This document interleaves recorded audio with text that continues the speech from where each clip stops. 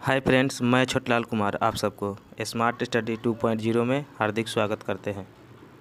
तो आज हम लोग इस वीडियो में class 12th Bihar board 100 marks जो इंग्लिश हैं उसका हम लोग सब्जेक्टिव प्रश्न देखेंगे जो बार बार एग्ज़ाम में पूछा गया है। अगर आप लोग पूरा किताब नहीं भी पढ़े हैं तो जो क्वेश्चन हम करवा दे रहे हैं उतना अगर आप याद कर लेते हैं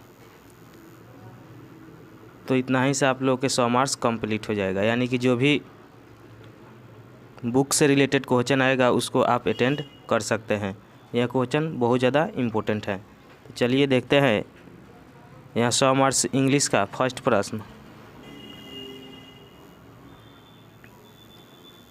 पहला क्वेश्चन है इस पर भी देखिए स्टार लगा दिए हैं। यहाँ जो भी प्रश्न होगा बहुत ज़्यादा इम्पोर्टेंट होगा। अगर आप याद कर लेते हैं यहाँ शॉर्ट क्वेश्चन में भी होगा, लेकिन लॉन्ग क्वेश्चन में भी आप लिख दीजिएगा तो नंबर मिल जाएगा। पहला क्वेश्चन है how did our ancestor enjoy true home rule. यानी कि हमारे पूर्वजों ने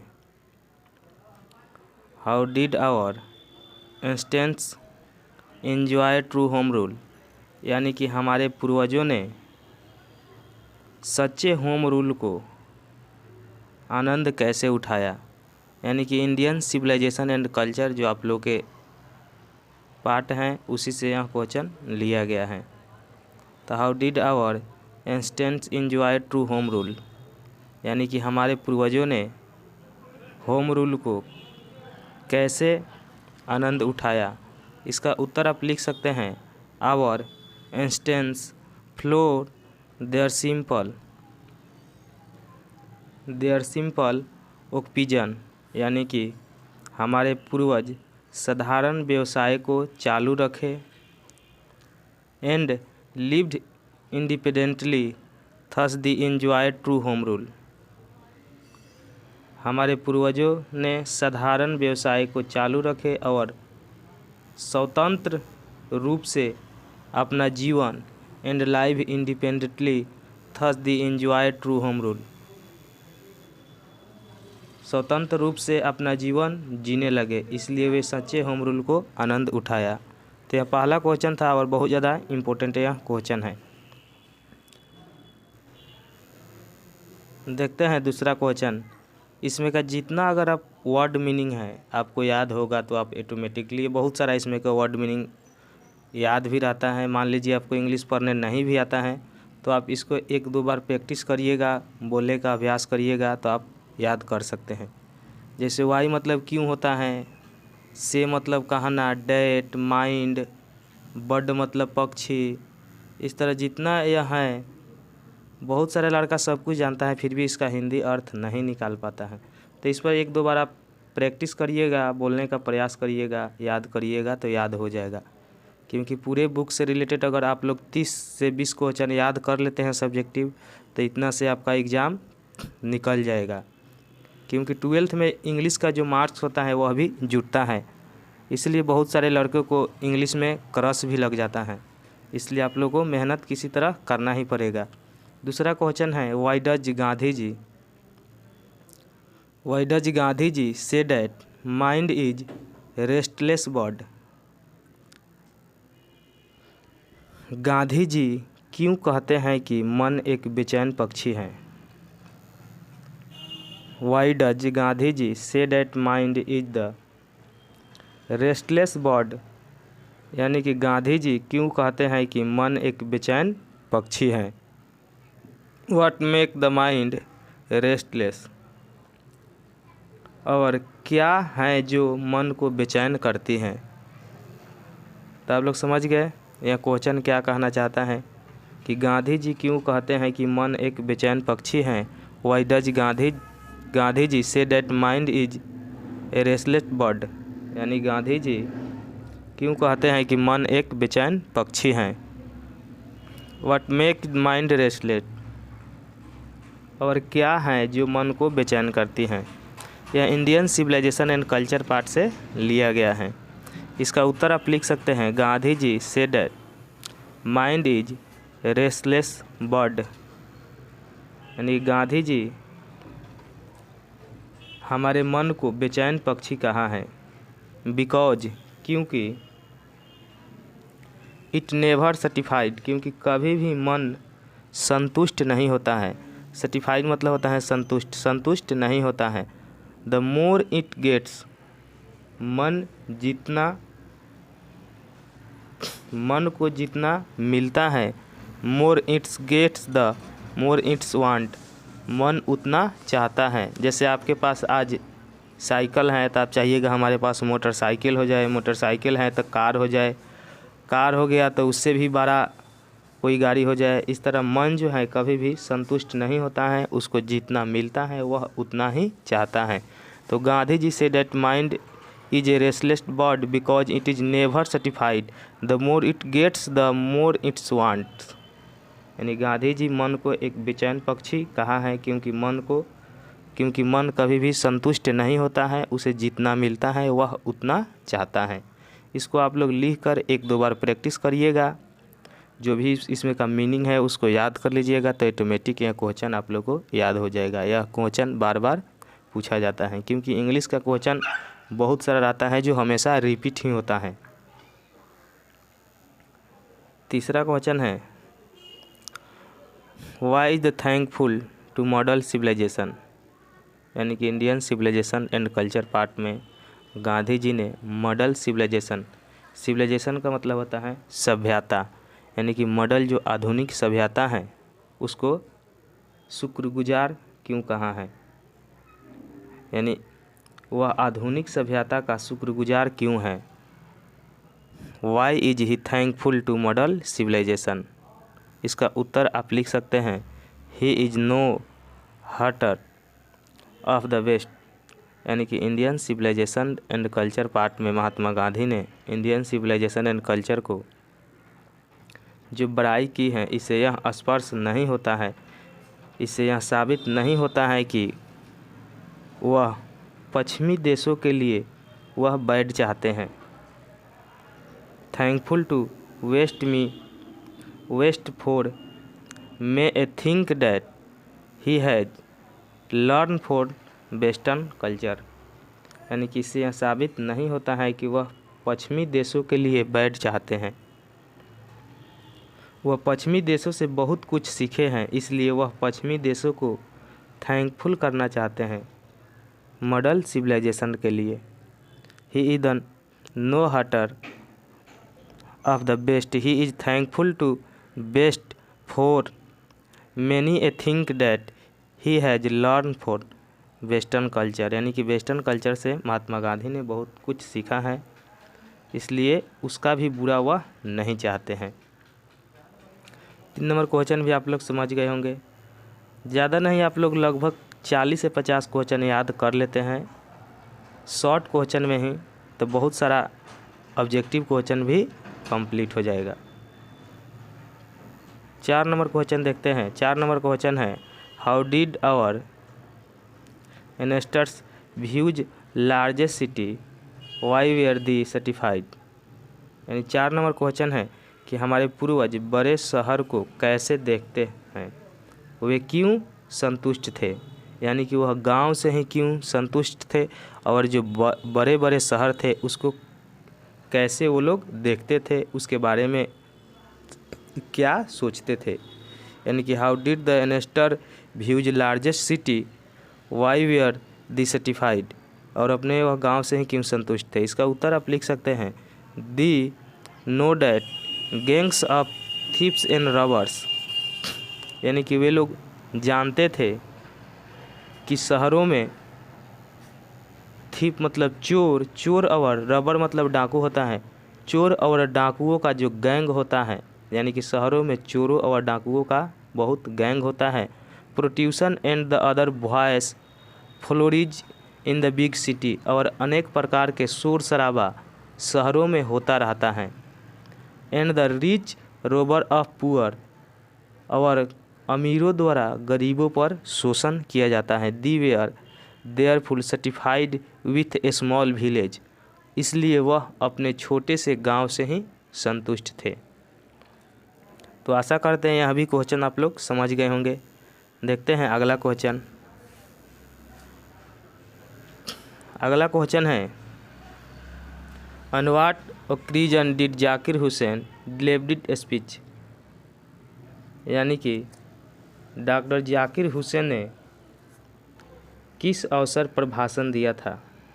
यानी कि आप लोग के इंग्लिश का जो 100 मार्क्स बुक है उसमें एक जाकिर हुसैन का भी स्पीच दिया गया है, यानी कि एक पार्ट है, इसके बारे में पढ़ना है। तो वहीं इसमें क्वेश्चन दिया गया है on what occasion did Zakir Hussain delivered speech, यानी कि जाकिर हुसैन ने किस अवसर पर भाषण दिया था। जो आप लोग के पाठ है वह एक भाषण है। तो इसका उत्तर आप लिख सकते हैं he delivered this speech on 1967 after taking the oath of president. This is his first speech as the president of India, यानी कि उन्होंने राष्ट्रपति के रूप में शपथ लेने के बाद पहली बार 1967 में भाषण दिए थे। He delivered this speech in 1967 after taking the oath of president. This is his first speech as the president of India, यानी कि डॉक्टर जाकिर हुसैन ने जब 1967 में राष्ट्रपति की शपथ लिए उसका यह पहला भाषण था। इसमें आप लोग को ऑब्जेक्टिव में भी यह पूछ सकता है कि डॉक्टर जाकिर हुसैन ने फर्स्ट अपना स्पीच कब दिए थे या भारत के राष्ट्रपति के रूप में वह शपथ ग्रहण कब किए थे। ऑब्जेक्टिव प्रश्न आप लोग देख सकते हैं, बहुत सारे ऑब्जेक्टिव प्रश्न इससे बुक से भी पूछा जाता है। जिस तरह हिंदी में पूछा जाता है सेम उसी तरह इंग्लिश में भी पूछा जाता है। छठा क्वेश्चन है why does Zakir Hussain call India the young state of an ancient people, यानी कि डॉक्टर जाकिर हुसैन प्राचीन लोगों का युवा राज क्यों कहते हैं।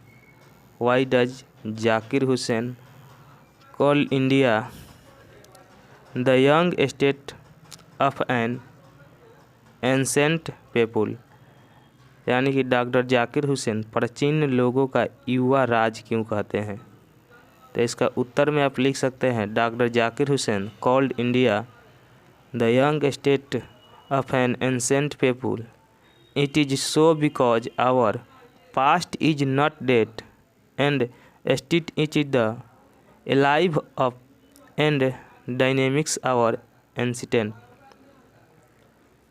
यानी कि जाकिर हुसैन कहते हैं कि भारत प्राचीन लोगों का युवा राज है। Doctor Zakir Hussain called India the young state of ancient people, यानी कि डॉक्टर जाकिर हुसैन कहते हैं कि भारत प्राचीन लोगों का युवा राज है। सो बिकॉज क्योंकि आवर पास्ट, यानी कि हमारा अतीत, डेड एंड स्टिल, हमारा जो अतीत है वह आज भी जीवित है। डेड मतलब मारा हुआ नहीं है। इट इज़ द एलाइव, यानी कि जीवित हैं। एंड डायनेमिक्स आवर एंसेंट, और उससे हम कुछ सीखते हैं, कुछ प्रगति करते हैं। इसलिए डॉक्टर जाकिर हुसैन ने प्राचीन लोगों का युवा राज कहा है। तो इस वीडियो में हम लोग 6 क्वेश्चन देखे हैं जो बहुत ज़्यादा इम्पोर्टेंट है। अगर आप इतना कर लेते हैं तो बहुत संभावना है कि यह प्रश्न आप लोग के एग्ज़ाम में आ जाएगा, क्योंकि 3-4 साल का हमारा भी एक्सपीरियंस है। हम भी 12th का लगभग 4 साल तक पढ़ाए हैं। इसके आगे चलिए देखते हैं जो 100 मार्क्स आप लोग के इंग्लिश हैं उसमें ऑब्जेक्टिव प्रश्न लगभग 2 प्रोज होता है और ऑथर उससे पूछा जाता है, यानी कि जो पाठ होता है और उसका लेखक होता है उससे ऑब्जेक्टिव प्रश्न पूछा जाता है। अगर आप लोग चिट लेकर भी चल गए हैं एग्ज़ाम हॉल में तो आप लोग को समझ में नहीं आएगा कि यह क्वेश्चन जो है किस पार्ट से है और कहाँ से फाड़ कर हमको लिखना होगा। इसलिए बहुत ज़रूरी है। 5 नंबर तो लेखक और पाठ से पूछा ही जाता है, लेकिन अगर आप सब्जेक्टिव प्रश्न जब बनाइएगा उसमें बहुत सहूलियत मिलेगा अगर आप लोग के यह याद रहेगा। तो पहला जो आप लोग के पाठ हैं उसका नाम है, यह भी आप लोग को कंपल्सरी एकदम याद होना ही चाहिए। पहला आप लोग का पाठ है इंडियन सिविलाइजेशन एंड कल्चर, इसका लेखक कौन है। तो इस तरह जो है हम पाठ का नाम लिखे हैं और इधर लेखक का नाम लिखे हैं, इधर लेखक का नाम लिखे हैं। इसको आप लोग याद कर लीजिएगा, कॉपी में लिख लीजिएगा, 1-2 बार देखिएगा, याद हो जाएगा। तो पहला है इंडियन सिविलाइजेशन एंड कल्चर, भारतीय सभ्यता और संस्कृति, यानी कि इंडियन सिविलाइजेशन एंड कल्चर पाठ के लेखक कौन है।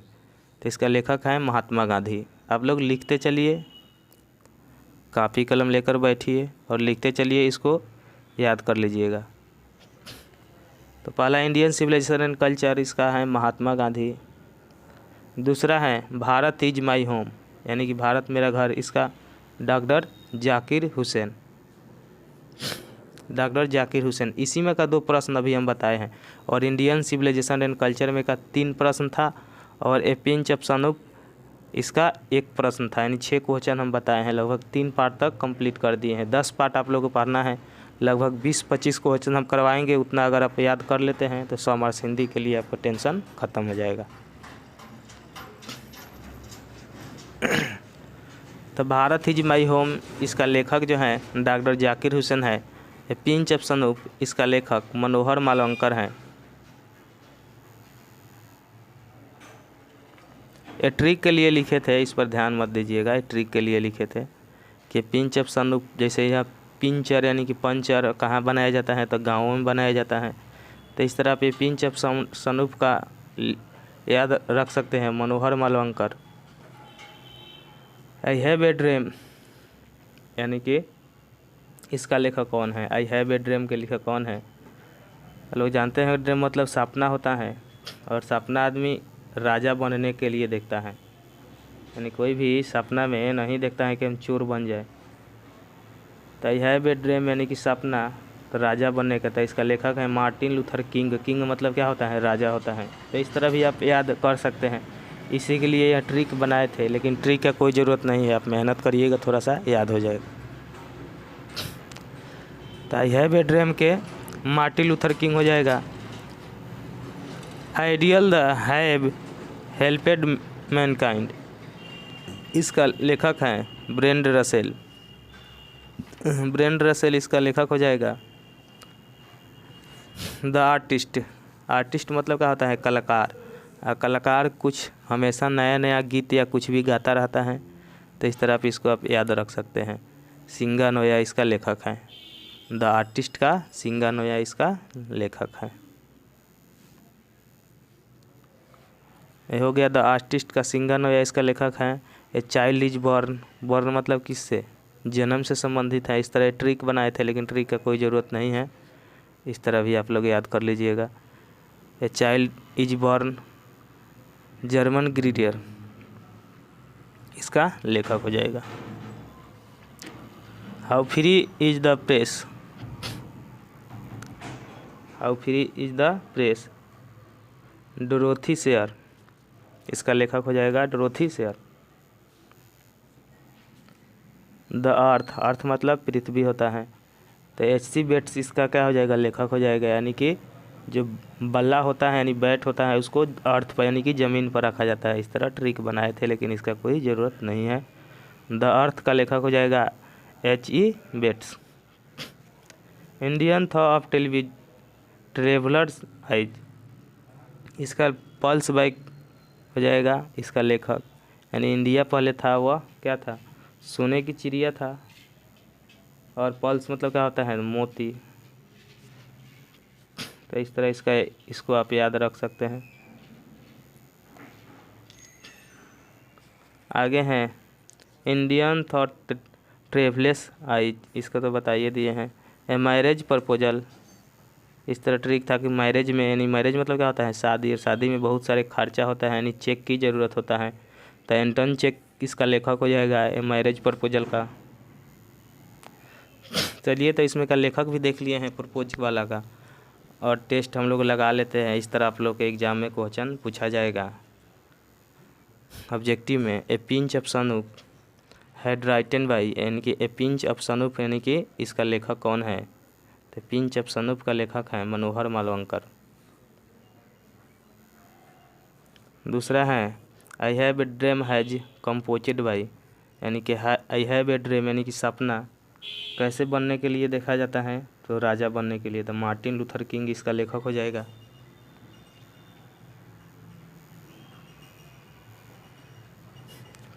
आगे हैं child is born has painted by, यानी कि इसका लेखक कौन है, ए चाइल्ड इज बॉर्न। तो बॉर्न किसे, जन्म से संबंधित है, तो जर्मन ग्रियर इसका लेखक हो जाएगा। आगे हैं the earth has written by, यानी कि द अर्थ के लेखक कौन है, तो अर्थ यानी कि धरती, धरती पर बैट रखा जाता है यानी कि बाला, तो हो जाएगा H.E. बेट्स। आगे 5 नंबर हैं a marriage proposal has painted by, यानी कि मैरिज प्रपोजल किसका लेखक, इसका लेखक कौन है, तो मैरिज में बहुत खर्च की ज़रूरत होती है और चेक की ज़रूरत होती है, तो एंटोन चेकक हो जाएगा इसका लेखक। चलिए, तो वीडियो आप लोग को अच्छा लगा तो लाइक कर दीजिए। वीडियो को पहली बार देख रहे हैं तो चैनल को सब्सक्राइब कर लीजिए, क्योंकि बिहार बोर्ड से रिलेटेड प्रत्येक प्रकार की सब्जेक्ट की तैयारी इस चैनल के माध्यम से कराई जाती है। क्वेश्चन जो बताए हैं यह बहुत ज़्यादा इम्पोर्टेंट है, अगर आप इस पर मेहनत करिएगा तो ऑटोमेटिक आपसे याद हो ही जाएगा, क्योंकि कुछ भी असंभव नहीं है। चलिए, वीडियो देखने के लिए बहुत बहुत धन्यवाद। इस वीडियो पर अगर अच्छा रिस्पांस मिला, इससे पहले वीडियो में हम लगभग 7 से 8 क्वेश्चन करा दिए हैं। आज हम लोग 3-4 क्वेश्चन जो था इस सीरीज में, लगभग हम 30-40 क्वेश्चन एक जगह कलेक्ट किए हैं। उसमें से 2-3 क्वेश्चन था जो उतना इम्पोर्टेंट नहीं था, उसको हटाकर हम 11 नंबर क्वेश्चन से करवा रहे हैं। तो 11 नंबर क्वेश्चन है, यह अभी Indian civilisation and culture part से लिया गया है, जिसका लेखक महात्मा गांधी हैं। इससे पहले वाले वीडियो में जितना लेखक और पार्ट का नाम हम करवा दिए हैं, उससे भी ऑब्जेक्टिव प्रश्न लगभग 5 ऑब्जेक्टिव प्रश्न पूछा जाता है। तो फर्स्ट क्वेश्चन है how with modern civilisation the means of enjoyment increased, यानी कि आधुनिक सभ्यता के साथ कैसे इंजॉयमेंट के साधन बढ़े हैं। आधुनिक सभ्यता के साथ कैसे इंजॉयमेंट के साधन बढ़े हैं। How with modern civilisation the means of enjoyment increased, आधुनिक सभ्यता के साथ कैसे इंजॉयमेंट के साधन बढ़े हैं, इसी के बारे में लिखना है। तो इसका उत्तर आप लिख सकते हैं the means of enjoyment such that the poetry, music, wine, football. आधुनिक सभ्यता के साथ पोएट्री यानी कि कविता, म्यूजिक यानी कि संगीत, वाइन यानी कि शराब, फुटबॉल इत्यादि हैं आनंद के साधन। यानी कि आधुनिक सभ्यता के साथ जो आनंद के साधन जुड़े हुए हैं, उसमें पोएट्री यानी कि कविता है, म्यूजिक यानी कि संगीत है, वाइन यानी कि शराब है, फुटबॉल यानी कि खेल है। Because available to us is a grow of civilisation, but the question is whether the have of made us happy than earlier. लेकिन सवाल यह है कि जो पहले खुशी मिलती थी अब वह मिलता है, यानी कि जो पहले के सभ्यता के जो खेल थे, जो आनंद के साधन थे, उससे जो खुशी मिलती है, क्या अभी उतना खुशी इन साधनों से मिलता है। But the question is weather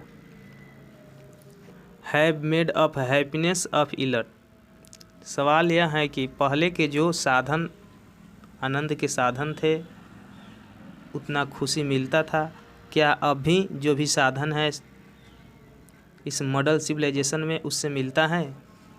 तो इतना आप लिख दीजिएगा तो पूरा मार्क्स मिल जाएगा। अगला क्वेश्चन देखते हैं। 11 नंबर क्वेश्चन तो हो गया है। 12 number question how has civilization taught us to be more friendly toward one and other, यानी सभ्यता ने हमें दूसरों के साथ फ्रेंडली यानी कि मित्रता रहना कैसे सिखाया है।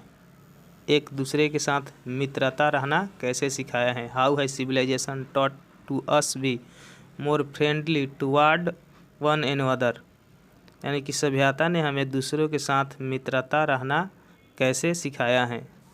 इसका उत्तर आप लिख सकते हैं। यह भी Indian civilisation and culture part से लिया गया है, क्योंकि इस पार्ट से लगभग 7 से 8 नंबर का क्वेश्चन पूछा जाता है, वह सब्जेक्टिव हो या ऑब्जेक्टिव हो।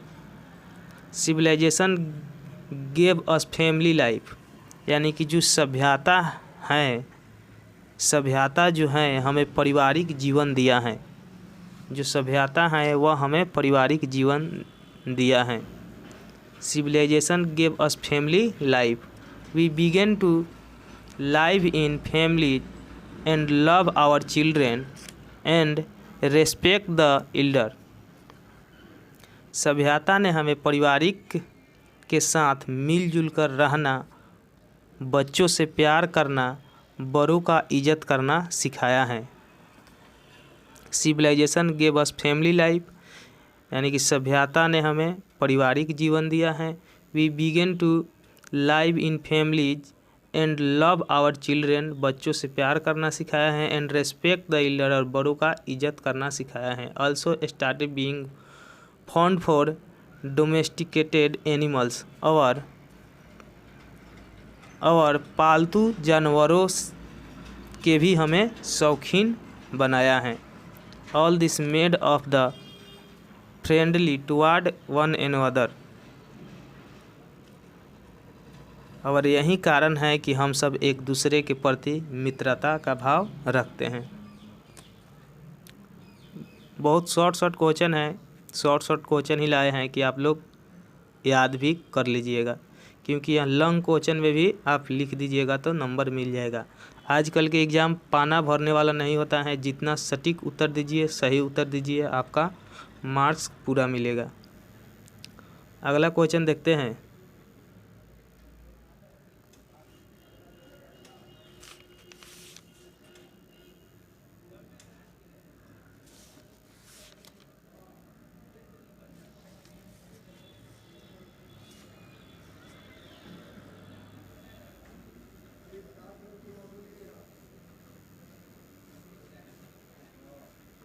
बारह नंबर हो गया था, 13 नंबर क्वेश्चन देखते हैं।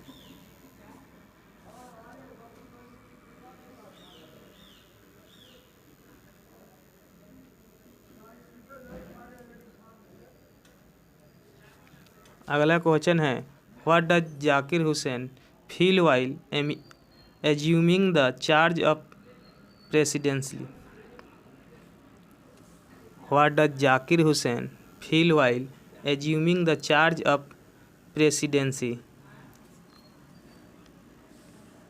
राष्ट्रपति के कार्यभार के चार्ज संभालने के बाद जाकिर हुसैन को कैसा लगता है, यानी कि डॉक्टर जाकिर हुसैन को कैसा लगता है।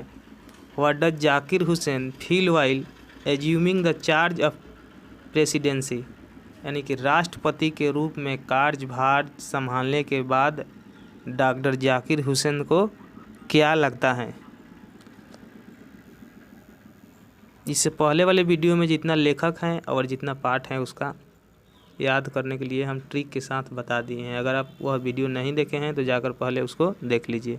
इसका उत्तर आप लिख सकते हैं, Zakir Hussain feel greatly obliged to the people of the country. Doctor Zakir Hussain देश के लोगों के प्रति आभारी थे।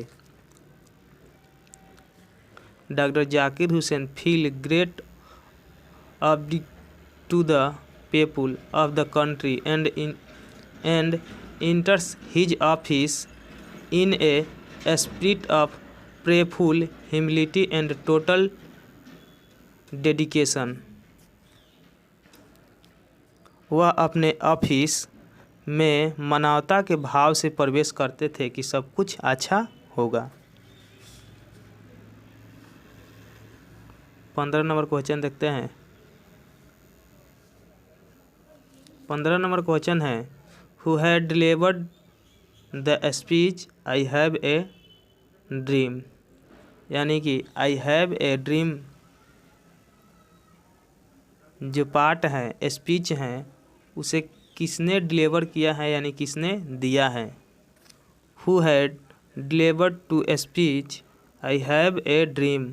आई हैव ए ड्रीम स्पीच है, उसे किसने डिलीवर किया है या किसने दिया है, किसने लिखा है। तो आई हैव ए ड्रीम मतलब क्या होता है, सपना। कल ट्रिक के साथ याद करवाए थे कि सपना कोई भी राजा बनने का देखता है। तो इसका लेखक जो थे मार्टिन लूथर किंग। किंग मतलब क्या होता है, राजा होता है। तो Martin Luther king had delivered the speech I have a dream. तो मार्टिन लूथर किंग हो जाएगा इसका लेखक। 16 नंबर क्वेश्चन है, do you think Martin Luther is a great orator. आप क्या सोचते हैं कि मार्टिन लूथर जो हैं वह एक महान ओरेटर यानी कि संचालक हैं। What according to you are qualities of great orator. आपके अनुसार एक ग्रेट ओरेटर का यानी कि एक महान संचालक का क्या गुण होता है। What does Martin Luther argue his people to do. यानी कि आपके अनुसार क्या मार्टिन लूथर जो है वह एक महान संचालक हैं। आपके विचार से एक महान संचालक का क्या गुण होता है। तो यहाँ से उत्तर आप लिख सकते हैं यस यानी कि हाँ। I think Martin Luther king is a great orator. Martin Luther king जो हैं एक महान संचालक हैं। I think a great orator is a speaker who held us the excitement of the Lesnar influence. यानी कि मेरे अनुसार एक महान संचालक का यह गुण होता है कि वह श्रोता के बीच उत्सुकता बनाए रखे। वह श्रोता के बीच उत्सुकता बनाए रखे। यानी कि I think a great orator is a speaker who held us the excitement of listener influence their mind. A great orator has the quality of sticking the listener heart about। तो इसका हो जाएगा हाँ। I think Martin Luther king is a great orator. Martin Luther जो king है वह एक महान संचालक हैं। I think a great orator एक महान संचालक is a speaker who held us the excitement of the listener influence. यानी कि श्रोता के बीच उत्सुकता का भाव बनाए रखे। A great orator of has the quality of stringing up listener hard about the. इसके नीचे भी कुछ होगा, शायद कट गया है कि अगला क्वेश्चन आगे दिया है।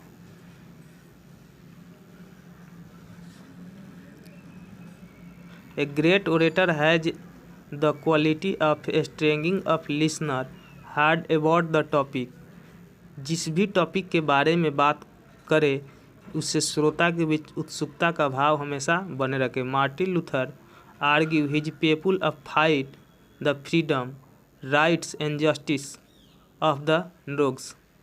यानी कि वह आज़ादी के प्रति, राइट्स यानी कि अधिकार के प्रति लोगों के बीच लड़ने के भाव उत्पन्न करे कि अपने जो भी फ्रीडम है, जो भी हमारा कर्तव्य है, उसके प्रति सबके बीच समन्वय बनाकर रखे।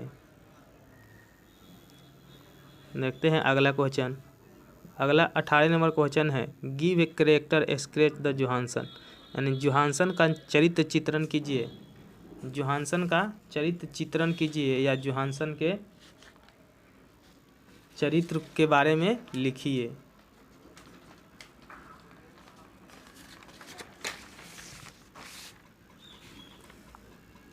इसका उत्तर आप लिख सकते हैं Johansson was a poor farmer. Johansson एक गरीब किसान था। He had taken some land from a man called Sanders. यानी कि उसने सैंडर्स से कुछ ज़मीन अन एनुअल रेंट यानी कि किराए पर लिया था। Johansson was a poor farmer. Johnson एक गरीब किसान था। He had taken some land from a man called Sandons on annual rent, यानी कि सेंडुअल्स नामक व्यक्ति से कुछ ज़मीन किराए पर लिया था। He was not hard working, वह कठिन परिश्रम नहीं करता था। He put more faith of luck than in work, वह काम से ज़्यादा अपने भाग पर यानी कि लक पर विश्वास रखता था, यानी कि भाग पर विश्वास रखता था। He believe that God create earth and he would take care of it, और वह मानता था कि इस धरती को भगवान ने बनाया है और इसकी रक्षा वही करेंगे। यानी कि he believe that God create earth and he will take care of it. He therefore did not save any money for old age, यानी कि वह थोड़ा सा भी पैसा अपने बुढ़ापे एज के लिए नहीं जमा करता था। वह भगवान पर विश्वास रखता था, अपने काम से ज़्यादा अपने भाग पर विश्वास रखता था। Therefore did not save any money for old age, यानी बुढ़ापे के लिए वह कुछ भी पैसा जमा नहीं करता था। He doted on his only son Benjy, उसका एक बेटा था, एक लौता बेटा था जिसका नाम बेंजी था। Benji on the other prove ungrateful, और वह भी मतलब महान नहीं निकला। द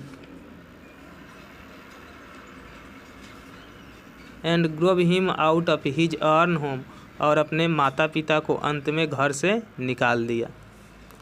तो चलिए, आशा करते हैं जो भी क्वेश्चन हम बताए हैं आप लोगों को समझ में आया होगा। आप मेहनत करिएगा तो ज़रूर यह याद हो जाएगा। यह कोई लंबा क्वेश्चन नहीं है, और 100 मार्क्स आप लोग के एग्ज़ाम में इंग्लिश है, और इंग्लिश का मार्क्स भी 12th में जुड़ता है, इसलिए यह ज़रूरी भी है आप लोगों को किसी तरह याद करना।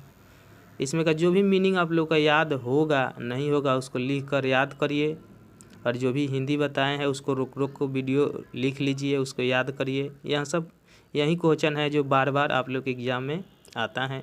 आप लोग नहीं विश्वास है तो जो क्वेश्चन बैंक होता है उसमें जाकर इस क्वेश्चन को आप देख सकते हैं, हमेशा पूछा ही जाता है। चलिए, वीडियो देखने के लिए बहुत बहुत धन्यवाद।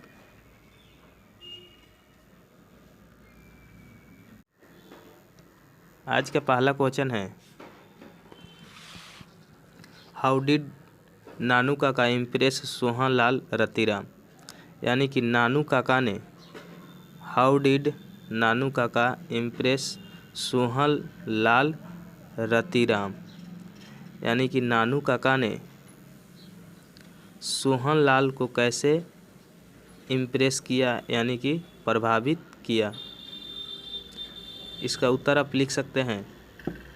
बहुत शॉर्टकट में यह उत्तर सब हम लाए हैं ताकि आप लोग इसको याद कर लें, और शॉर्टकट में अगर आप सटीक उत्तर देते हैं तो फुल मार्क्स मिलेगा।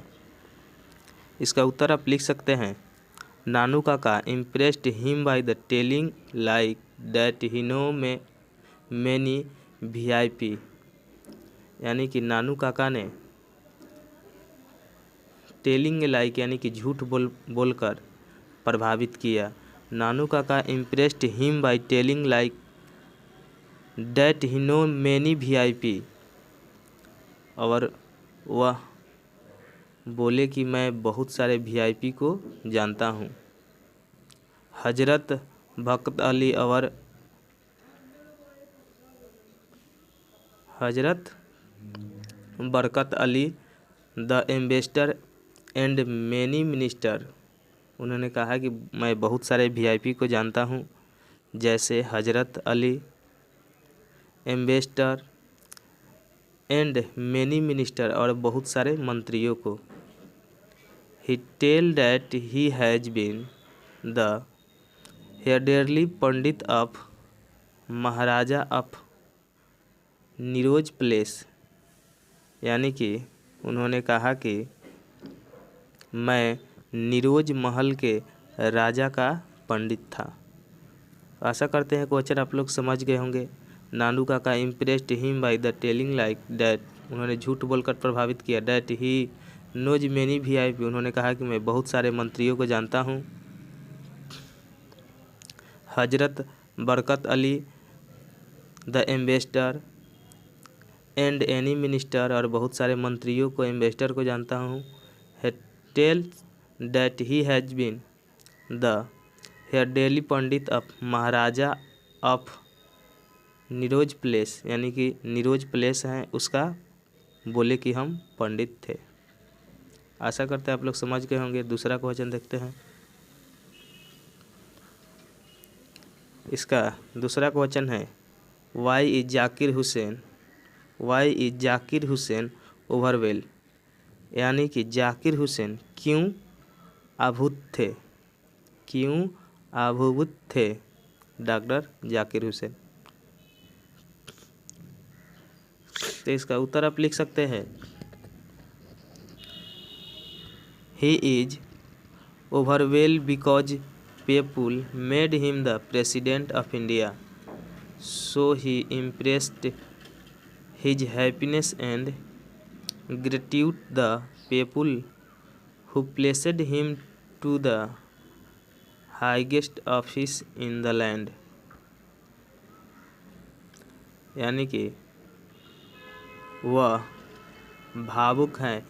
ही इज ओवरवेल बिकॉज क्योंकि people made him the president of India, क्योंकि लोगों ने उन्हें भारत के सर्वोच्च पद पर बैठाया है, क्योंकि लोगों ने उन्हें सर्वोच्च पद पर, भारत के सर्वोच्च पद यानी कि राष्ट्रपति के पद पर बैठाया है। ही इज ओवरवेल because people made him the president of India, so he impressed his happiness gratitude to the people who place him to the highest office in the land, यानी कि डॉक्टर जाकिर हुसैन जो हैं भावुक हैं क्योंकि लोगों ने भारत के सर्वोच्च पद यानी कि राष्ट्रपति के पद पर बैठाया है। देखते हैं अगला क्वेश्चन। अगला क्वेश्चन है how did Martin Luther want for the Negroes, यानी कि मार्टिन लूथर किंग जो थे वह निग्रोज के लिए क्या चाहते थे। What did Martin Luther want for the Negroes, यानी कि मार्टिन लूथर जो किंग थे निग्रोज के लिए क्या चाहते थे। आई हैव ए ड्रीम पार्ट से यहाँ लिया गया है। पार्ट और लेखक का नाम भी हम इससे पहले वाले वीडियो में जो फर्स्ट वीडियो बनाए थे उसमें याद करने का ट्रिक के साथ बता दिए हैं। नहीं देखे हैं तो उस वीडियो को जाकर देख लीजिए। और पार्ट और लेखक का नाम भी 5 नंबर ऑब्जेक्टिव में पूछता है, उसको याद करना भी ज़रूरी है। इसका उत्तर लिख सकते हैं Martin Luther wanted nothing. Martin Luther जो थे वह कुछ नहीं चाहते थे। Martin Luther wanted nothing but freedom for the Negroes, यानी निग्रोज के सिवा वह कुछ भी नहीं चाहते थे। He wanted he same opportunity facility and citizenship for them.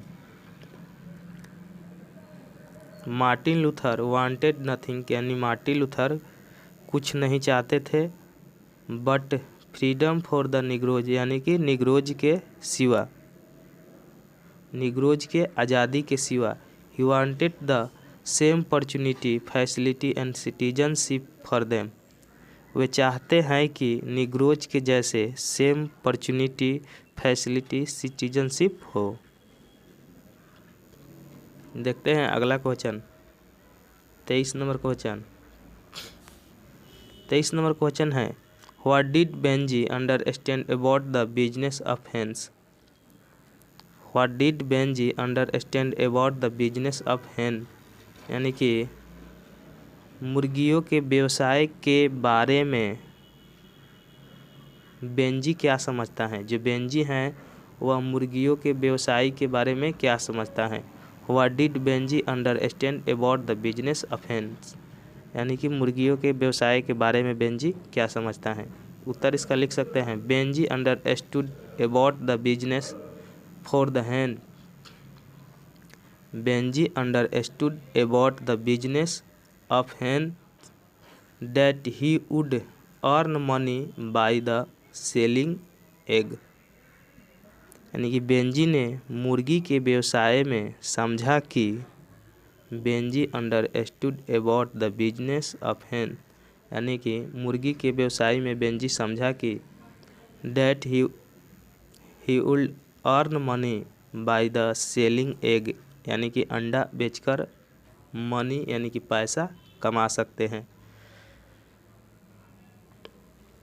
So he did a lot and took all possible care of hens. इसलिए वह मुर्गी की देखभाल के लिए हर संभव प्रयास किया। आशा करते हैं आप लोग समझ गए होंगे।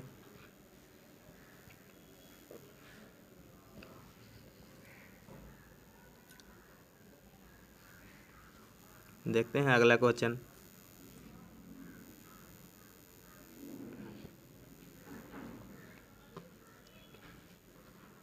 अगला क्वेश्चन है 24 नंबर।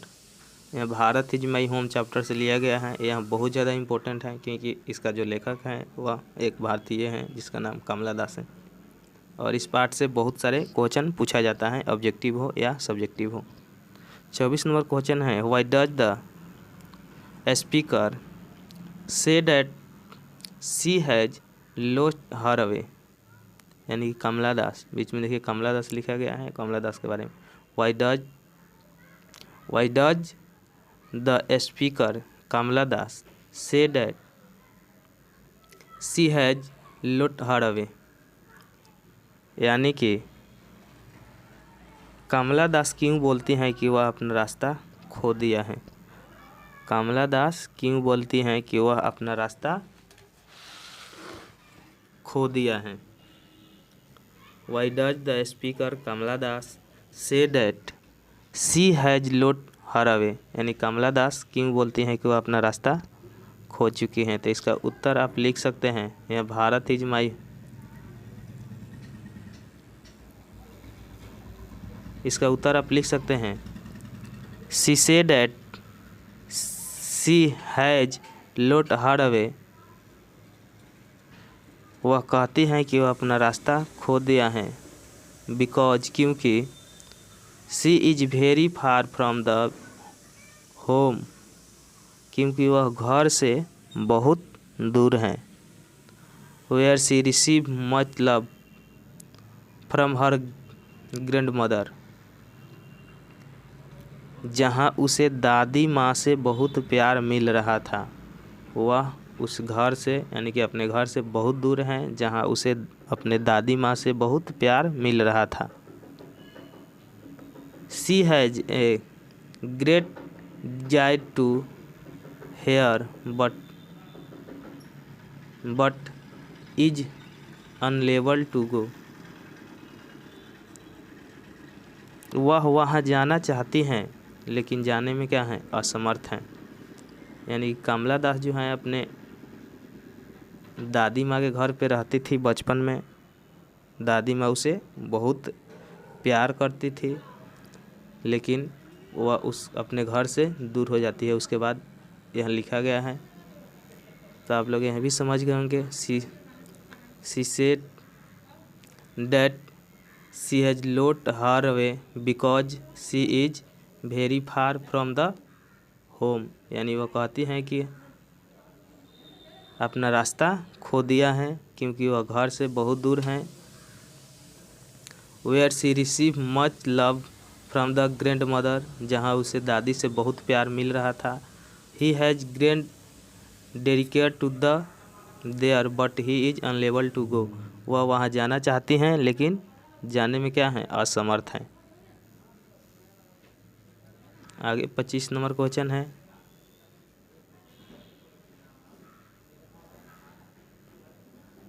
पच्चीस नंबर क्वेश्चन है इन विच कंटेक्स्ट द जाकिर हुसैन से भारत इज माई होम। यानी कि किस संदर्भ में डॉक्टर जाकिर हुसैन कहते हैं कि भारत मेरा घर है। इसका उत्तर आप लिख सकते हैं, थोड़ा बड़ा कर दे रहे हैं। इसका उत्तर आप लिख सकते हैं हिस्से वो कहते हैं कि Bharat is my home, Bharat मेरा घर है। When he deliver his speech after taking the oath as president of India, वह भारत के राष्ट्रपति के रूप में जब वह भाषण देते हैं। He thinks that he is the president of his country, वह सोचते हैं कि मैं इस देश का क्या हूँ, राष्ट्रपति हूँ। And it is like his home, और मैं इस देश को यानी कि इस घर को बहुत पसंद करता हूँ। And its people are like, और इस देश के लोग को भी हिज फैमिली, यह देश और इस देश के लोग मेरा क्या है, एक परिवार की तरह हैं। हेयर ही एक्सप्रेस हिज नेशन फीलिंग, यानी कि वह राष्ट्रीय भाव को व्यक्त करते हुए कहते हैं कि भारत मेरा घर है और इस भारत के जो भी लोग हैं वह मेरे परिवार की तरह हैं। तो आज इस वीडियो में हम लोग लगभग 6-7 क्वेश्चन किए हैं जो बहुत ज़्यादा इम्पोर्टेंट है। अगर आप लोग विश्वास नहीं है तो जो क्वेश्चन बैंक होता है उसमें आप जाकर मिला सकते हैं। यह क्वेश्चन ही है जो बार बार एग्ज़ाम में पूछा जाता है। तो इस सीरीज का लगभग 5-6 वीडियो बनाएंगे, लगभग 40 से 45 या 50 क्वेश्चन होगा जो पूरे आप लोग के बिहार बोर्ड जो 100 मार्क्स इंग्लिश हैं उसके जो बुक हैं उसके जो भी इम्पोर्टेंट चैप्टर होगा उसका समरी देखेंगे जो बार बार एग्ज़ाम में पूछा गया है। आप लोग यहाँ देख सकते हैं पहला आप लोग का जो पार्ट है, थोड़ा बड़ा कर दे रहे हैं, इंडियन सिविलाइजेशन एंड कल्चर। इस पार्ट का जो समरी है वह 16, 13, 12, 17, 15, 14, 11, 9 में पूछा गया है। यह इतना बार पूछा गया है। यह जो भी हम लेकर आए हैं जैसे भारत इज माई होम 2019 में, 14 में, 16 में, 11 में, 10 में पूछा गया है। तो इन्हीं सब चैप्टरों से समरी पूछा जाता है और समरी 10 नंबर में आता है। तो बहुत इंपॉर्टेंट वीडियो है। इसमें हम लोग एक समरी इसमें का देखेंगे कोई भी। अगर आप ये 5 समरी याद कर लेते हैं तो इसी में से कोई ना कोई आएगा जो 10 नंबर में आता है समरी लिखने के लिए। इंडियन सिविलाइजेशन एंड कल्चर, चाहे भारत इज माई होम, चाहे पिंच ऑफ सनूप या आई हैव ए ड्रीम, इतना अगर आप याद कर लेते हैं 3-4 ठो समरी तो बहुत संभावना है कि यही आएगा। जैसे कि आप लोग देख सकते हैं कि यह कितना बार पूछा गया है। तो आज हम लोग इस वीडियो में फर्स्ट चैप्टर का समरी देखेंगे। समरी मतलब सारांश देखेंगे, यानी कि पूरे कहानी का जो शॉर्टकट बात होता है उसी को समरी या सारांश कहा जाता है। तो हम लोग पहला चैप्टर आप लोग के बुक का जो है वह इंडियन सिविलाइजेशन एंड कल्चर है। इंडियन सिविलाइजेशन एंड कल्चर यानी कि भारतीय सभ्यता और संस्कृति, जिसका लेखक महात्मा गांधी हैं। तो समरी लिखने से पहले आप लोग कुछ राइटर के बारे में जानेंगे, यानी कि ये भी लिखना बहुत ज़्यादा ज़रूरी है समरी लिखते समय। इसका जो राइटर है वो महात्मा गांधी है। बर्न यानी इनका जन्म जो है 2 October 1869 at Porbandar in Gujarat, यानी कि इनका जन्म जो है 2 अक्टूबर 1869 गुजरात के पोरबंदर नामक स्थान पर हुआ था। इनके मृत्यु की बात की जाए, डाइट की बात की जाए तो 60 जनवरी 1948 इन कंपाउंड ऑफ बिरला में हुआ था। इनका जो मृत्यु है 30 जनवरी 1948 में बिरला में हुआ था। Mahatma Gandhi is know as father of nation, Mahatma Gandhi को राष्ट्रपिता के रूप में जाना जाता है। चलिए, राइटर हैं इनके बारे में कुछ जान लिए। अब हम लोग समरी स्टार्ट करते समय आप लोग ये सब भी बात लिखना बहुत ज़्यादा ज़रूरी है, यानी लेखक के बारे में पहले लिखना ज़रूरी है। इतना आप लोग लिख दीजिएगा। राइटर महात्मा गांधी हैं। इनका burn 2 October 1869 at Porbandar in Gujarat में हुआ था। डाइट की बात की जाए तो 30 जनवरी 1948 इन कंपाउंड ऑफ बिरला में हुआ था। और महात्मा गांधी को फादर ऑफ नेशन यानी कि राष्ट्रपिता कहा जाता है। चलिए, तो इस समरी को हम हिंदी में भी लिए हैं, हिंदी और इंग्लिश दोनों में लिए हैं, ताकि आप लोग के समझने में कोई दिक्कत ना हो। यहाँ से हम लोग स्टार्ट करेंगे। This as a Indian civilisation and culture is written by Mahatma Gandhi, who is know as father of nation. इधर हिंदी हम लिख दिए हैं। This as a Indian civilisation and culture is written by Mahatma Gandhi. यह निबंध Indian civilisation and culture part जो है महात्मा गांधी द्वारा लिखा गया है। Who is know as father of nation, इन्हें राष्ट्रपिता के रूप में जाना जाता है। He was born on 2 October 1869 at Porbandar in Gujarat.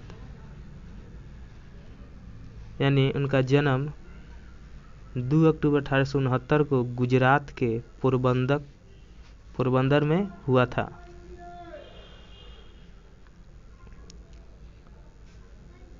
In this essay जिन Mahatma Gandhi has highlighted at the salient feature of Indian civilisation and culture. यानी कि इस निबंध में महात्मा गांधी ने भारतीय सभ्यता और संस्कृति के मुख्य विशेषताओं पर प्रकाश डाला है। तो आप लोग के जब लिखने के लिए आएगा समरी, तो हिंदी मत लिख दीजिएगा, नहीं तो नंबर ही नहीं मिलेगा। या हिंदी हम इसलिए लिखे हैं ताकि आप लोग को समझ में आए, आप लोग को याद करना आसान हो जाए। तो हिंदी जो है नहीं लिखना है, केवल इंग्लिश लिखना है, केवल इंग्लिश लिखना है, यानी कि इधर वाला पार्ट लिखना है। This as a Indian civilisation and culture written by Mahatma Gandhi, who is know as father of nation. He was born on 2 October 1869 at Porbandar in Gujarat. In this as a Mahatma Gandhi has highlighted the salient feature of Indian civilisation and culture. यानी कि इधर वाला नहीं लिखना है, इधर वाला केवल लिखना है। इसी में का और आगे हैं, क्योंकि आप लोग को जो Indian civilisation and culture part है लगभग 3 से 4 पेज में दिया है, लगभग आधा पेज में आप लोग को लिखना पड़ेगा। यह बहुत इसी में का ये वाला भी है। He said that foundation Indian civilization is far better than Western civilization and our civilization cannot be better in the world। यानी कि he said that foundation of Indian civilization, वह कहते हैं कि भारतीय सभ्यता की नींव पश्चिमी सभ्यता से कहीं बेहतर है। He said that foundation Indian civilization is far better than Western civilization and our civilization cannot be better in the world।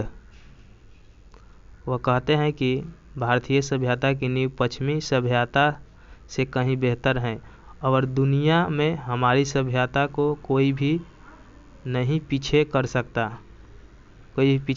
सकता, बिकॉज क्योंकि we are flowing the path that our ancestors made for us. यानी कि क्योंकि हम उस रास्ते पर चल रहे हैं जो हमारे पूर्वजों ने हमारे लिए बनाया है। आगे देखते हैं, इसी में का है, हिंदी ले लिए हैं तो थोड़ा ज़्यादा लग रहा है।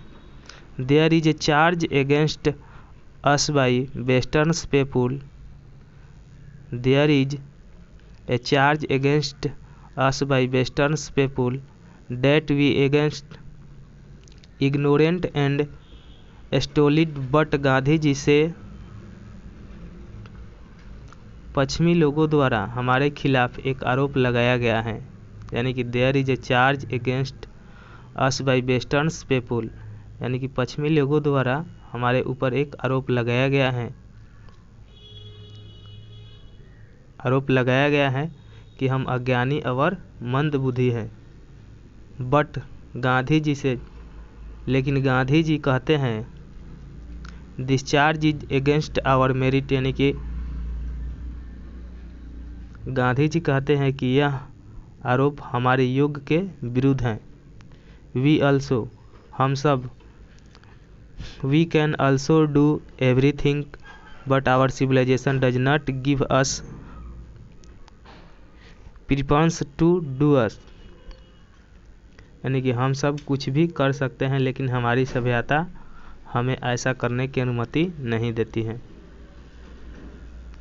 आगे देखते हैं। Gandhi ji said that our ancestors prefers village to cities because they know cities are full of voice, crime, robbers and thieves, but in village people live in peace. Gandhi ji said that mind is restless bird, the more it get the more it want and remain undersatisfied, so you should not indulge in our passion। यानी गांधी जी कहते हैं कि हमारे पूर्वजों ने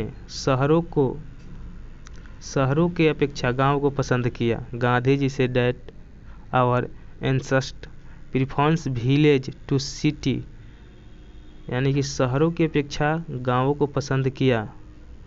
because, क्योंकि the notch cities are full of voice, crime, robbers and thieves, क्योंकि शहर विरोधियों, अपराधियों, लुटेरों और चोरों से भरे हुए हैं। बट लेकिन इन विलेज पीपुल, यानी गांव के लोग, लिव इन पीस, यानी कि शांति से रहते हैं। गांधी जी से that mind is a restless bird, Gandhi ji कहते हैं कि मन एक बेचैन पक्षी है। मोर इट गेट, यानी कि जितना मिलता है, द मोर इट वांट, उतना चाहता है, एंड रिमेंड अंडर सर्टिफाइड, और कभी भी संतुष्ट नहीं होता है, यानी कि असंतुष्ट रहता है। So we should not indulge in our passions, संतुष्ट रहता है, इसलिए हमें अपने जुनून में शामिल नहीं होना चाहिए। चलिए, तो यह जो समरी था इंडियन सिविलाइजेशन एंड कल्चर, यह ख़त्म हो गया। आप लोग को लग रहा होगा कि बहुत बड़ा है, लेकिन बहुत छोटा छोटा है। 1 2 3 4 5 लगभग 6 यानी कि 5 लाइन में है और 4 में है, यानी कि 20 लाइन लगभग आप लोग को याद करना होगा। यही छोटा छोटा लाइन है, याद करने में कोई दिक्कत भी नहीं होगा। यहाँ से इतना आप लोग लिख लीजिएगा, फिर इसका हिंदी लिख दीजिएगा। This as a Indian civilisation and culture is written by Mahatma Gandhi, यह निबंध Indian civilisation and culture Mahatma Gandhi द्वारा लिखा गया है। Who know as father of nation, जिन्हें राष्ट्रपिता के रूप में जाना जाता है। He was born on 2 October 1869 at Porbandar in Gujarat, उनका जन्म 2 अक्टूबर 1869 को गुजरात के पोरबंदर में हुआ था। इस तरह आप लोग लिख कर और याद कर लीजिएगा। ये केवल आप लोग के समझने के लिए हिंदी डाले थे, आप लोग के जो आएगा समरी लिखने के लिए तो केवल इंग्लिश लिखना है। चलिए, आशा करते हैं वीडियो आप लोग को अच्छा लगा होगा, समरी आप लोग को समझ में आया होगा। वीडियो देखने के लिए बहुत बहुत धन्यवाद, अधिक स्वागत करते हैं।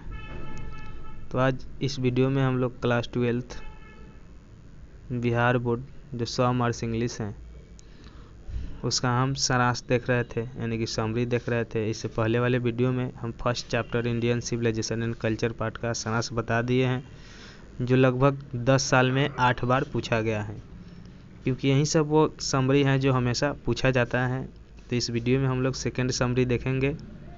इससे पहले वाले वीडियो में हम Indian civilisation and culture part का जो समरी है उसको अच्छी तरह से एक्सप्लेन करके समझा दिए हैं, जिसमें हिंदी भी साथ साथ दिए हैं ताकि आप लोग याद कर सके। दूसरा आज हम लोग देखेंगे idea that have helped Mankind, इसका समरी देखेंगे। यह बर्ट्रैंड रसेल द्वारा लिखा गया है। सबसे पहले समरी लिखने से पहले, समरी का मतलब होता है सारांश, यानी पूरे कहानी को शॉर्टकट में लिख देना, और यह 10 नंबर में आप लोग के एग्जाम में पूछा जाता है, जो 100 मार्क्स इंग्लिश होता है। चलिए देखते हैं, सबसे पहले लेखक के बारे में थोड़ा सा जानते हैं, उसके बाद हम लोग इसका समरी स्टार्ट करेंगे। Idea that have helped mankind is written by Bertrand Russell, Bertrand Russell द्वारा यह लिखा गया है। Idea that have helped mankind is written by Bertrand Russell. Bertrand Russell was a philosopher and historian, यानी Bertrand Russell जो हैं वह एक फिलोसफर और हिस्टोरियन थे।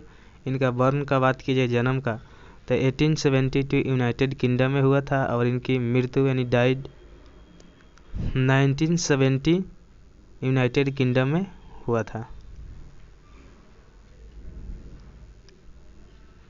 आप लोग समझने के लिए इस सनास में जो सनास लिखे हैं इसके साथ हिंदी भी हम ला दिए हैं ताकि आप लोग लिख कर अपने नोटबुक में इसको याद कर सके। तो आप लोग के एग्ज़ाम में हिंदी नहीं लिखना है, केवल इंग्लिश लिखना है, लेकिन समझने के लिए हिंदी भी हम लाए हैं।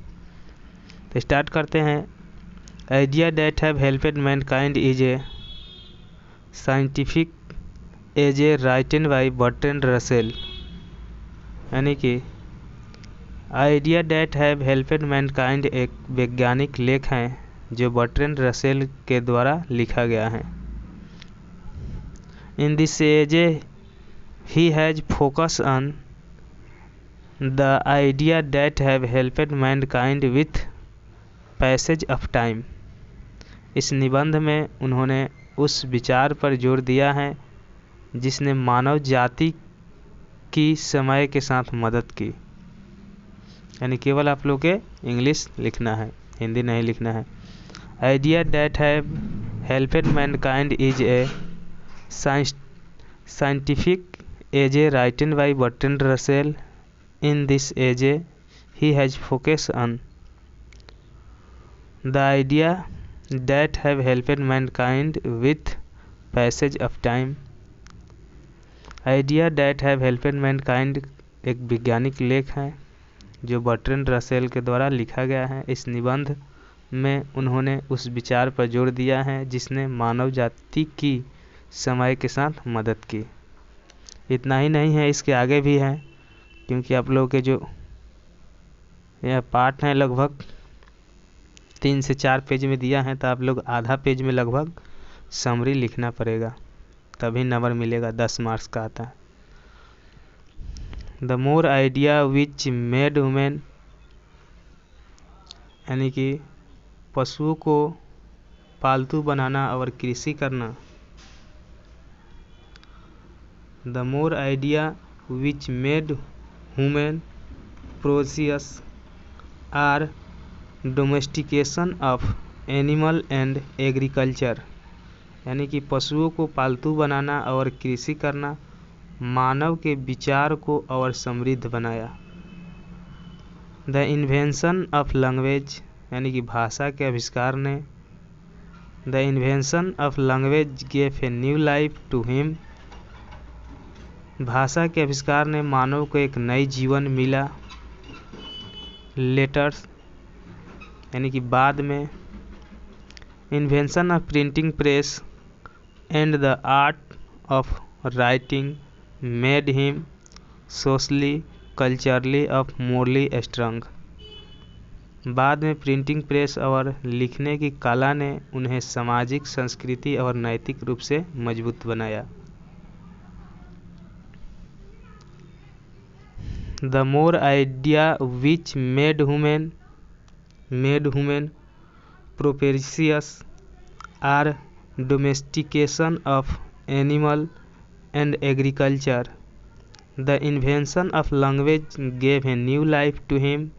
Later the invention of printing press and the art of writing made him socially, culturally and morally strong। पशुओं को पालतू बनाना और कृषि करना मानव के विचार को और समृद्ध बनाया। भाषा के आविष्कार से मानव को एक नई जीवन मिला। बाद में प्रिंटिंग प्रेस और लिखने की कला ने उन्हें सामाजिक, संस्कृति और नैतिक रूप से मजबूत बनाया। लगभग 4 लाइन का है, आगे भी है। हिंदी लिखे हैं थोड़ा, इसलिए ज़्यादा लग रहा है, हिंदी भी लेकर आए हैं आप लोग को समझने के लिए। As time passed man become matured, जैसे जैसे समय बीतता गया मानव परिपक्व हो गया। And he become morally strong, और नैतिक रूप से वह मजबूत हो गया। He become civilise and save himself from being unhuman. वह सब हो गया और एवं अपने आप को अमान्य होने से बचाया। To invention of fire prove to be a milestone in human progress. आग के आविष्कार से मनुष्य की प्रगति एक माइलस्टोन साबित हुआ। केवल इंग्लिश लिखना है, हिंदी नहीं लिखना है एग्जाम में। As time passed man become matured and because morally strong he become civilise and save himself from being unhuman. The invention of fire prove to be a milestone in human progress. जैसे जैसे समय बीतता गया मानव परिपक्व होता गया और वह नैतिक रूप से मजबूत हो गया। वह सब हो गया एवं अपने आप को अमान्य होने से बचाया। आग के आविष्कार से मनुष्य की प्रगति एक माइलस्टोन साबित हुआ। लास्ट है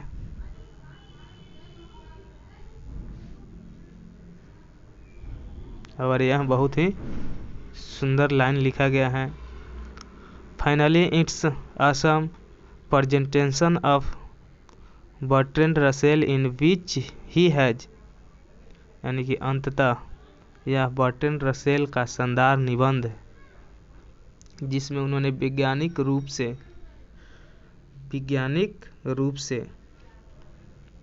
finally it's Assam presentation of Bertrand Russell in which he has scientifically explained an idea that made human stand as per stand of human and made the superior to animal। अंततः यह Bertrand Russell का शानदार निबंध जिसमें उन्होंने वैज्ञानिक रूप से उन बातों को व्याख्या किया है जिनसे मनुष्य को मनुष्य के रूप में खड़ा किया और उन्हें जानवर से बेहतर बनाया। फाइनली इट्स आंसर्स असम presentation of Bertrand Russell in which he has scientifically explained an idea that made human stand as per stand of human and made them superior to animal. अंततः यह बर्ट्रैंड रसेल का शानदार निबंध जिसमें उन्होंने वैज्ञानिक रूप से उन बातों की व्याख्या किया है जिनसे मनुष्य को मनुष्य के रूप में खड़ा किया और उन्हें जानवर से बेहतर बनाया। तो बहुत ज़्यादा नहीं है, यहाँ समरी लगभग 4 लाइन यह है, 4 लाइन यह है 8 लाइन और 4 लाइन यह है 12 लाइन और 4 लाइन यह है 16 लाइन। 16 लाइन लगभग आधा पाना होगा, आप लोग याद कर लीजिएगा। यह बहुत इम्पोर्टेंट है। जैसे कि इससे पहले वाले वीडियो में हम दिखाए थे कि इसका समरी कितना बार पूछा गया है, लगभग 10 साल में 7-8 बार पूछा गया है और 4 ठो मात्र 5 ठो करवाएंगे, उतना ही में आप लोग के समरी 10 नंबर क्लियर हो जाएगा। और इससे समरी याद होगा तो इसमें से ऑब्जेक्टिव प्रश्न भी बन जाएगा। जैसे यहाँ से ये आप लोग याद कर लिए, कोई देगा कि बर्ट्रैंड रसेल का जन्म कहाँ हुआ था, चाहे कब हुआ था, तो यूनाइटेड किंगडम में हुआ था, या क्या थे, तो फिलोसफर और हिस्टोरियन थे। इस तरह ऑब्जेक्टिव पूछा जाता है। तो आशा करते हैं यहाँ summary idea that have helped mankind जो बर्ट्रैंड रसेल द्वारा लिखा गया है यह आप लोग के समझ में आया होगा। चलिए, तो इस चैनल में पहली बार हैं तो सब्सक्राइब कर लीजिए, वीडियो को लाइक कर दीजिए। चलिए, वीडियो अंत तक देखने के लिए बहुत बहुत धन्यवाद।